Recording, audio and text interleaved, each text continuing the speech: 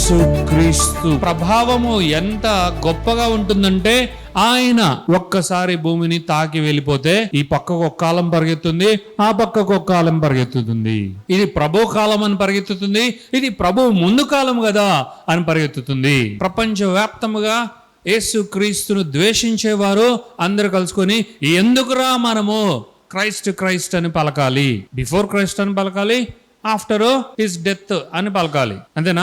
After his coming, since he came as the lord, అంటే ఆయన ప్రభువుగా వచ్చిన కాలం ఒకటి ఉంది, ప్రభువు కంటే ముందు కాలము, క్రీస్తుకు ముందు కాలము ఒకటి ఉంది అని మనం ఎందుకు పలకాలి? అందరు కలిసి బీసీ ఏం చేశారు? ఈ పెట్టారు, BCE అని పెట్టారు. బిఫోర్ క్రైస్ట్ కాదు, బిఫోర్ కామన్ ఎరా అంట. కామన్ అంటే ఏందో వాడికే తెలియదు. ఒక కామన్ అంట, అది common. It is not common. It is not common.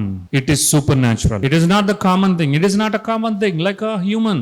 ఆయన ద్వారా కాలము విభజింపబడింది, ఆయన ద్వారా కాలము నిర్ణయింపబడింది, ఆయన ద్వారా కాలము ఆరంభమైంది. అదెలా ఇగ్నోర్ చేస్తారు? నీకు నువ్వు కళ్ళ మూసుకొని అనుకుంటే కుదరదు. ఇప్పటికీ కూడా మన దేశంలో ఎక్కువ ద్వేషిస్తారు కదా, అందులో కూడా ఇప్పటికీ కూడా ఎన్నో మాట్లాడాలి, పలకాలి అంటే BCAD అనే పలకాలి, అనే పిలవాలి, అనే చదవాలి. యేసుక్రీస్తును, ఆయన యొక్క గొప్పతనాన్ని, ఆయన యొక్క కార్యాన్ని, గొప్ప కార్యాలను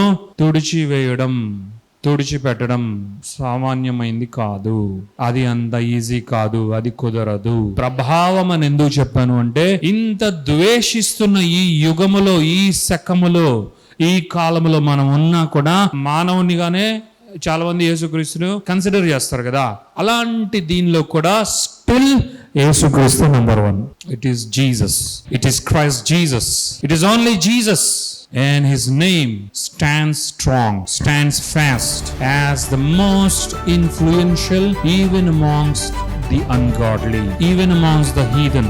It's only the name of the Lord Jesus Christ stand fast. దేవుని నామానికి మహిమ ఘనత ప్రభావములు కలుగును గాక. హల్లెలూయా.